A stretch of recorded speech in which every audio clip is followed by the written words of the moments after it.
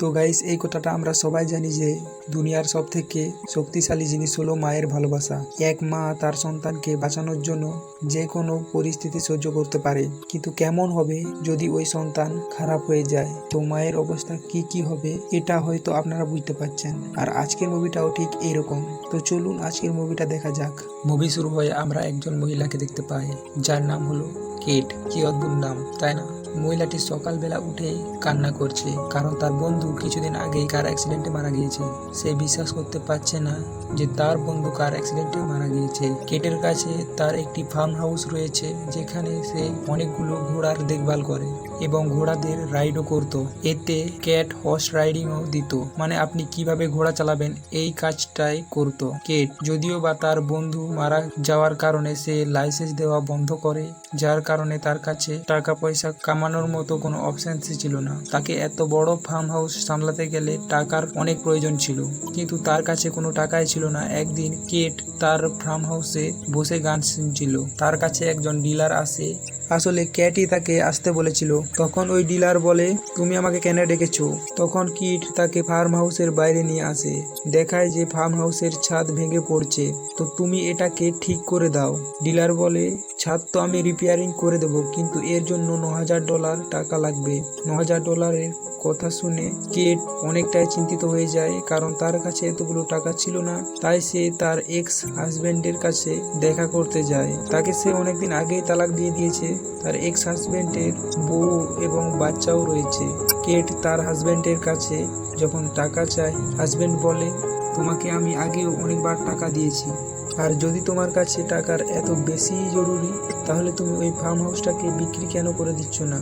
এমনিতে ওই ফার্ম হাউসটা কোনো কাজেরই না, বলতে গেলে একটি কাঁচা ডিব্বা। সেই তো তোমাকে বাকি জীবনটা একা একাই কাটাতে হবে। তুমি যদি চাও তাহলে ওটা বিক্রি করে দিতে পারো। তখন কেট বলে, আমি এরকমটা কখনোই করব না, কারণ ওই ফার্ম হাউসটা আমি এবং আমার বন্ধুরা মিলে বানিয়েছি। ওটা আমার ইমোশন। বন্ধুর শেষ স্মৃতিটুকু আমি বিক্রি করতে চাই না। এরপর তার এক্স হাজবেন্ড তার মেয়ের ব্যাপারে জিজ্ঞাসা করে। আসলে তারা যখন বিয়ে করেছিল, তাদের একটা মেয়ে সন্তান হয়েছিল, যার নাম হলো ক্লিয়ার। কেট বলে, ক্লিয়ার অনেক বদমাশ হয়েছে। সে ভালো ভালো মানুষদের সাথে মেলামেশা করে না, চুরি ডাকাতি মানুষদের সাথে মেলামেশা করে, আর সে বাড়িতে তো একেবারেই থাকে না। এইসবের কারণে তার এক্স হাজবেন্ড তাকে দোষ করে, আর তাকে $9,000 একটা চেক দেয়, আর বলে, এই টাকাগুলো নিয়ে যাও, আর কোনোদিনও আমার কাছে টাকা চাইতে আসবে না। কেট যখন তার ঘরে পৌঁছায়, তখন সে দেখে তার মেয়ে চলে এসেছে তার সাথে দেখা করার জন্য। কেট তার মেয়েকে সঙ্গে সঙ্গে জড়িয়ে ধরে বলে, আজকে কি মনে করে আমার সাথে দেখা করতে এলে? তখন ক্লিয়ার বলে, মা, তোমার আইপ্যাডটা একবার দাও তো। তার মা বলে, কিসের জন্য? ও, আমার কিছু মেসেজ এসেছে, সেগুলো আইডিতে লগ ইন করে দেখব, কারণ আমার আইপ্যাড এর ব্যাটারি খারাপ হয়ে গিয়েছে। এরপর তার মা তাকে আইপ্যাড দিয়ে দেয়। ক্লিয়ার যখন তার আইডিতে লগ ইন করে, তখন দেখে ড্রাগস ডিলারের অনেকগুলো মেসেজ এসেছে, যেখানে সে বলছে, আমার মালগুলো ফেরত দিয়ে দাও জলদি।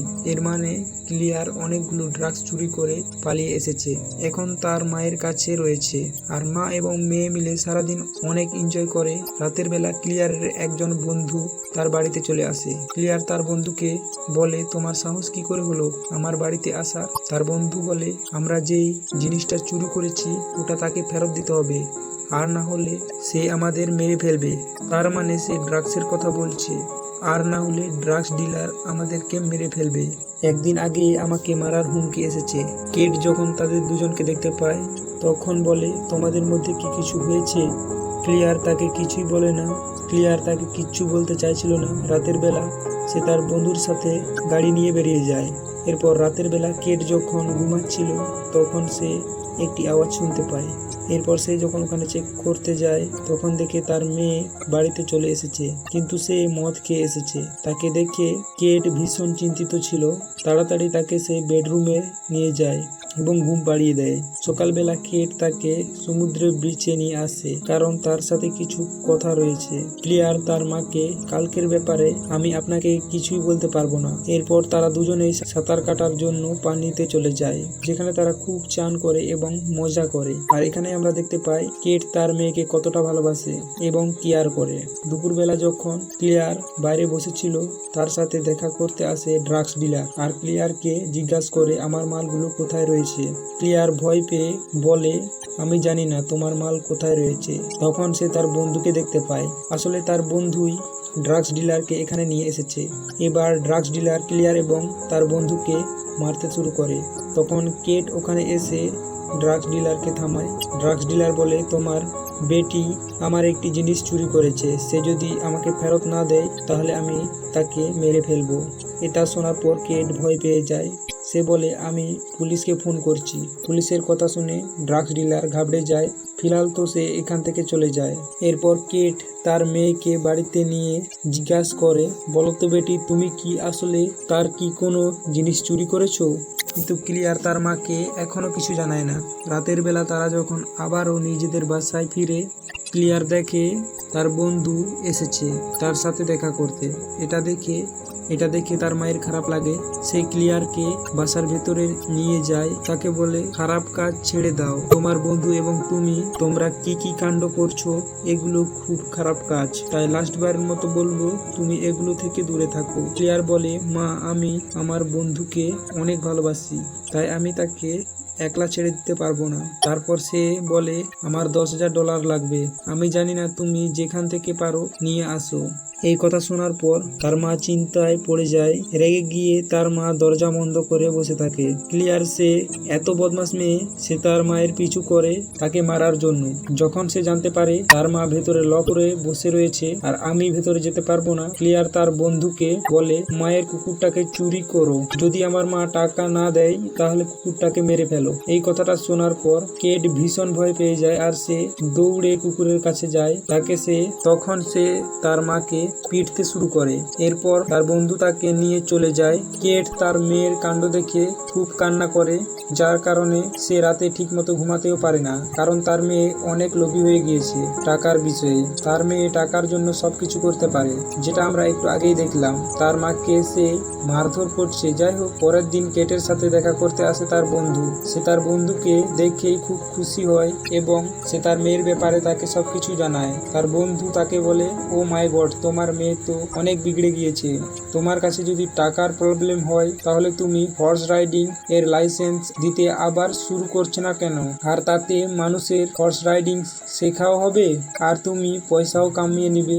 এরপর তারা দুজন খুবই সুন্দর একটা সময় কাটায়। দিনের বেলা তারা ফার্ম হাউসে হর্স রাইডিং করে আর রাতের বেলায় ডান্স করে এনজয় করে তারা ঘুমিয়ে পড়ে। পরের দিন কেট যখন সকালে উঠে তখন তার বন্ধুকে খুঁজে পায় না। তার পাশে একটা নোট রেখেছিল তার বন্ধু, যেখানে লিখেছিল, আমি বাড়ি চলে যাচ্ছি, তুমি আমার চিন্তা করো না, তুমি তোমার কাজে মনোযোগ দাও এবং চালিয়ে যাও। তাই কেট তারপর তার কাজে চলে যায়। এরপর রাতের বেলা কেট যখন একলা ছিল তখন তার মেয়ে চলে আসে। তার মেয়ের অবস্থা দেখে কেট ঘাবড়ে যায়, কারণ তার জামা কাপড়ে অনেকগুলো রক্ত ছিল।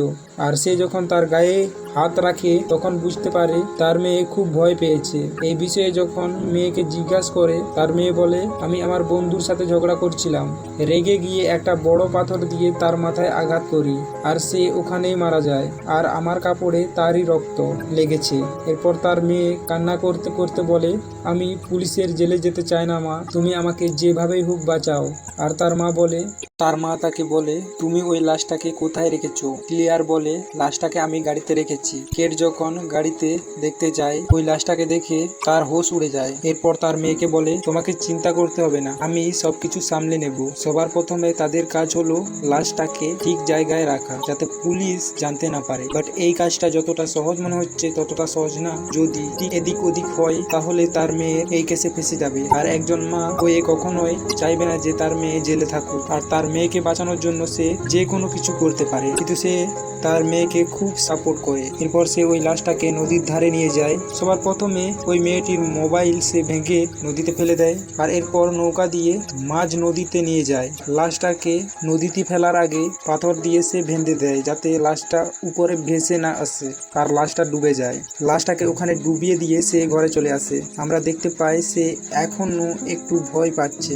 তার মেয়ে তাকে জিজ্ঞাসা করে, তুমি কি লাশটিকে কোথায় রেখে আসলে? তার মেয়েকে সে সত্যি কথাই বলে দেয় যে আমি লাশটিকে নদীতে ফেলে দিয়েছি পাথর বেঁধে। তার মা তার জন্য এত বড় একটা কাজ করেছে, তাই মা এবং মেয়ে দুজনে একসাথে কিছুদিন থাকতে শুরু করে। কেট বুঝতে পারে তার মেয়ে টেনশন করছে, কারণ ওই ড্রাগস ডিলারের পয়সা এখনো সে দিতে পারেনি। তার পরের দিনই সে তার এক্স হাজবেন্ডের যে চেকটা ছিল সেই চেকটার টাকাগুলো ওই ড্রাগস ডিলারকে দিয়ে দেয় এবং তার মেয়ের যতগুলো ঋণ ছিল ড্রাগস ডিলারের কাছে সে সব টাকাগুলো শোধ করে দেয়। আর ওই ড্রাগস ডিলারকে বলে, আমার মেয়ের কাছ থেকে সব সময় দূরে থেকো। এই কথা যখন ক্লিয়ার জানতে পারে, তার মাকে সে জড়িয়ে ধরে বলে, তুমি আমার সোনা মা। পরের দিন সকালে কেট জগিং থেকে যখন বাড়িতে ফিরে তখন তার মেয়েকে সে দেখতে পায় না। পুরো বাড়ি খুঁজে দেখে কিন্তু ক্লিয়ারকে সে খুঁজেই পায় না। সে বুঝতে পারে তার মেয়ে আবার পালিয়েছে। কেট তাকে মেসেজে খুঁজতে থাকে কিন্তু মেসেজের রিপ্লাইও সে দিচ্ছে না। করে মনে পড়ে তার মায়ের আইপ্যাড দিয়ে তার আইডি লগ ইন করেছিল, আর ওই আইডি দিয়ে যখন তাকে ট্র্যাক করতে শুরু করে সে তার লোকেশন পেয়ে যায়। লোকেশন জানতে পেরে সে ওই লোকেশনে চলে যায়। ওখানে গিয়ে সে নিজের চোখেও বিশ্বাস করতে পারছিল না, কারণ ক্লিয়ার তার বন্ধুর সাথে রয়েছে আর তার বন্ধু এখনো বেঁচে রয়েছে, এখনো মরেনি। ক্লিয়ার তার মাকে দেখে ওখান থেকে দৌড়ে পালায়, কিন্তু কেট বুঝতে পারছে না যে তার বন্ধু যদি বেঁচে রয়েছে তাহলে যে লাশটাকে নদীতে সে ফেলে দিয়ে আসলো ওটা কার লাশ।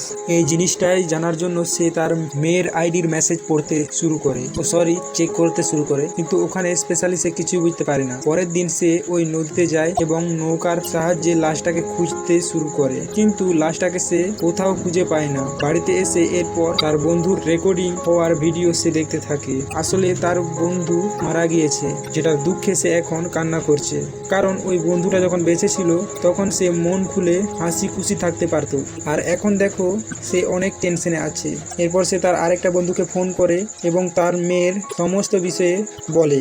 তার বন্ধুও তার বাড়িতে চলে আসে, তাকে বলে, এখন তোমাকে অনেক টেনশন দেখাচ্ছে, তুমি বরং আমার সাথে আমার বাড়িতে চলো। আর এতে কেট রাজিও হয়ে যায় এবং তার সাথে সে তার বাড়িতে চলে যায়। রাতের বেলা তারা যখন গল্প করছিল, কেটের কাছে একটি মেসেজ আসে। মেসেজ চেক করে জানতে পারে ড্রাগস ডিলার তার বাড়ির দরজায় দাঁড়িয়ে। কেট ড্রাগস ডিলারকে বলে, আমি বাড়িতে নেই আর আমি তোমার সাথে দেখা করতেও পারবো না। এরপর ড্রাগস ডিলার তাকে কাল দেখা করতে বলে একটি লোকেশনে, কারণ ড্রাগস ডিলার জানতে পেরে গেছে সে যেই লাশটাকে নদীতে ফেলেছে ওটার ব্যাপারে। কেট এটা শোনার পর হতাশ হয়ে যায়। পরের দিন সকাল সকাল সে বাড়িতে পৌঁছে যায়, কারণ তার বাড়িতে ড্রাগস ডিলার আসতে চলেছে। কেট তাকে বলে, তুমি আমাকে পুরো ঘটনা খুলে বলো। তখন সে বলতে শুরু করে, আমি $10,000 ড্রাগস কিনি, কিন্তু তোমার মেয়ে এবং তার বন্ধু মিলে ড্রাগসগুলো চুরি করে। এরপর তারা ওই ড্রাগসগুলোকে একটি লোকের কাছে বিক্রি করে দেয়, কিন্তু তারা $1 আমাকে দেয়নি। তারা দুজন একটা প্ল্যান বানায় যাতে তারা তোমার কাছ থেকে তারা টাকা নিতে পারে। তারা যেই লোকটাকে ড্রাগস বিক্রি করেছিল সেই লোকটি ড্রাগস খেয়ে মারা গিয়েছে। ওই লোকটির লাশটিকে এমনিতেই তাদেরকে লুকাতে হতো, তাই তারা এই প্ল্যানটা বানায়। আর তারা তোমার কাছ থেকে পয়সাও নিয়ে নেয়, লাশটাকে তুমি জলেও ফেলে দিয়ে আসো। ওই লাশটা ক্লিয়ারের বন্ধুর লাশ নয়, ওটা অন্য কারোর লাশ। তারা দুজনে মিলে তোমাকে বোকা বানিয়েছে আর তোমার কাছ থেকে টাকা লুটে নিয়েছে। এর মানে তুমি বুঝতে পারছো তোমার মেয়ে কতটা বদমাশ হয়ে গিয়েছে। এইসব কথা শুনে কেট একেবারেই বিশ্বাস করতে চাইছিল না যে তার মেয়ে তার সাথে এরকমটা করেছে। এরপর কেট ড্রাগস ডিলারকে জিজ্ঞাসা করে, তো এইসব কথা যদি সত্যি হয় তাহলে তুমি কেন এখানে এসেছো, তোমার কি উদ্দেশ্য? ড্রাগস ডিলার বলে, আসলে আমার কাছে আরো টাকা প্রয়োজন আর এর কারণেই আমি তোমার সাথে থাকবো। যদি তুমি আমাকে টাকা না দাও তাহলে আমি সবকিছু পুলিশকে বলে দেব। আসলে সে তাকে ব্ল্যাকমেল করছে যাতে মা এবং মেয়ে দুজনেই ফেঁসে যায়। কেট এটা শোনার পর সে নিজেই পুলিশকে ফোন করতে যায়, কিন্তু ড্রাগস ডিলার তাকে ধরে ড্রাগসের নেশার ইঞ্জেকশন লাগিয়ে দেয়। এরপর নেশায় তার মাথা ঘুরতে শুরু করে। আর কিছুক্ষণ পরে সে যখন নর্মাল হয় তখন ড্রাগস ডিলারকে সে তার সাথে তার সাথে থাকার অনুমতি দিব আর বলে, জলদি আমি তোমার টাকা ফেরত দেওয়ার ব্যবস্থা করব।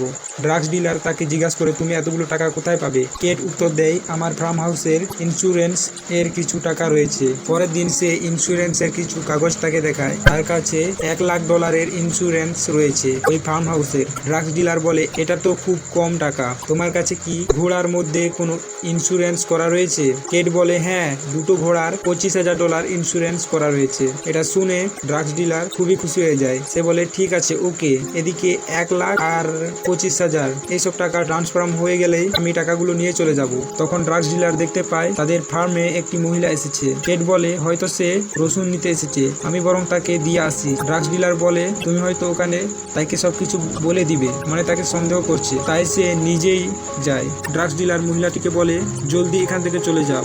মহিলাটি ড্রাগস ডিলারকে দেখে বলে তুমি কে? তখন সে বলে আমি এই ফার্ম হাউসের নতুন কেয়ারটেকার, মানে খেয়াল রাখার লোক। এই কথা শোনার পর মহিলাটি ওখান থেকে চলে যায়। ড্রাগস ডিলার ফিরে এসে কেটকে বলে আমি ওকে বলে দিয়েছি আমি নতুন কেয়ারটেকার, যদি তোমাকে কেউ জিজ্ঞাসা করে আমি কে, তাহলে তুমি আমাকে কেয়ারটেকার হিসেবেই পরিচিত দেবে। পরের দিন কেট অনেকগুলো শুকনো ঘাস নিয়ে আসে এবং ঘোড়ার ফার্ম হাউসে রেখে দেয়। রাতের বেলা যখন হয়ে যায় তখন সে ওখানে আগুন ধরিয়ে দেয়। ড্রাগস ডিলার আগুন দেখে ভয়ে পালিয়ে যায়। পরের দিন আগুন নেভানোর জন্য ফায়ার ডিপার্টমেন্টের লোকগুলো আসে আর আগুন নিভিয়ে চলে যায়। কিছুক্ষণ পর ডিটেকটিভ কেটকে দেখা করতে বলে, যেখানে ডিটেকটিভ তাকে জানায় তোমার পুড়ে যাওয়া ফার্ম বাড়ি থেকে একটি লাশ খুঁজে পাওয়া গিয়েছে। কেট বলে আমি তো এই ব্যাপারে কিছুই জানি না। ডিটেকটিভ তাকে জিজ্ঞাসা করে তুমি বাদে আর কে কে ওই ফার্ম হাউসে থাকো? তখন কেট বলে আমার কাছে একজন ওয়ার্কার রয়েছে, কিন্তু সে কালকে কাজ কমপ্লিট করে চলে গিয়েছে। পরের দিন আমরা দেখতে পাই ড্রাগস ডিলার পুলিশের ঘরে। আসলে কেটকে জিজ্ঞাসা করার জন্য পুলিশ স্টেশনে নিয়ে আসা হয়েছে। ডিটেকটিভ তাকে জিজ্ঞাসা করে কিভাবে আপনারা ওই ড্রাগস ডিলারকে কাজে লাগালেন? কেট বলে সে আমার মেয়ের বন্ধু ছিল, তার কাছে টাকার খুবই প্রবলেম ছিল, তাই আমি তাকে কাজ দিয়ে দিই। কিন্তু ডিটেকটিভ বলেন লোকটি তো বলছে আপনাকে সে চিনে না। কেট বলে আমি জানি না, হয়তোবা সে মিথ্যে বলছে। এখানে আমরা জানতে পারি সে ওই ড্রাগস ডিলারটিকে ফাঁসানোর চেষ্টা করছে। এরপর ডিটেকটিভ তার কাছে গিয়ে বলে সব প্রমাণ তোমার বিপরীতে রয়েছে, যে মহিলাটি রসুন আনতে গিয়েছিল সেও তোমাকে দেখেছে। ডিটেকটিভ ওই ড্রাগস ডিলারকে বলে তোমার ব্যাপারে আমরা সব জানি, তুমি একজন ড্রাগস ডিলার, আর যে মানুষটি লাশ আমরা খুঁজে পেয়েছি সেও ড্রাগসের কারণে মারা গিয়েছে। তার মানে তাকে হয়তো ড্রাগস দিয়ে মেরে ফেলেছো তুমি, কিন্তু প্রমাণ চাপা দেওয়ার কারণে তুমি তাকে পুড়িয়ে মারার চেষ্টা করেছো। ড্রাগস ডিলার বলে এরকমটা হয়নি, বলে আমাকে ফাঁসিয়ে দিচ্ছে প্রমাণ স্বরূপ। কিন্তু ডিটেকটিভ তার কোনো কথাই মানতে চাইছিল না। আর এরপর আমরা জানতে পারি সবকিছু মাস্টার মাইন্ড হচ্ছে কেট। আসলে সে এইসব কিছু প্ল্যান করেছে। যখন তার ডিলার কেট বাড়িতে কাজ করছিল তখন কেট তার বন্ধুর সাহায্যে লাশটিকে নদী থেকে তুলে আনে, আর খড়গুলো বিছিয়ে প্রথমে ঘোড়াগুলোকে বের করে তারপর আগুন লাগিয়ে দেওয়া হয়। আর লাস্টে যে মহিলাটি রসুন আনতে গিয়েছিল এটাও প্ল্যানও ছিল। আর এইসব করার মূল কারণ হচ্ছে তার মেয়ের খুন। মেয়েকে বাঁচানোর জন্য সে সবকিছু করতে পারে। একজন মায়ে চাইলে তার মেয়েকে বাঁচাতে পারে, যতই তার দোষ থাকুক না কেন। কিছুদিন পর ক্লিয়ার আবার বাড়ি ফিরে আসে। সে খুব কান্না করছে, আর এটা সত্যি কান্না নাকি মিথ্যা কান্না আমি নিজেও বুঝতে পারছি না, কারণ এর আগেও সে এরকমটা করেছে। যদিও বা এবার সে বুঝতে পারেছে তার মা তার জন্য কত কিছুই না করলো, কিন্তু সে তাকে ঠকালো। যাই হোক, মুভিটা এখানেই শেষ হয়ে যায়। এরকম সন্তান থাকলে মা বাবার বাঁচার আশাটাই ছেড়ে দেয়, মানে তাদের বাঁচার উপায় থাকে না। যাই হোক, আপনি কি এই মহিলাটির মতোই? অবশ্যই যদি আপনি এই মহিলাটির মতো না হয়ে থাকেন তাহলে কমেন্ট জানাবেন, না হলে আপনি লাইক করে দিন, আমি বুঝে যাব।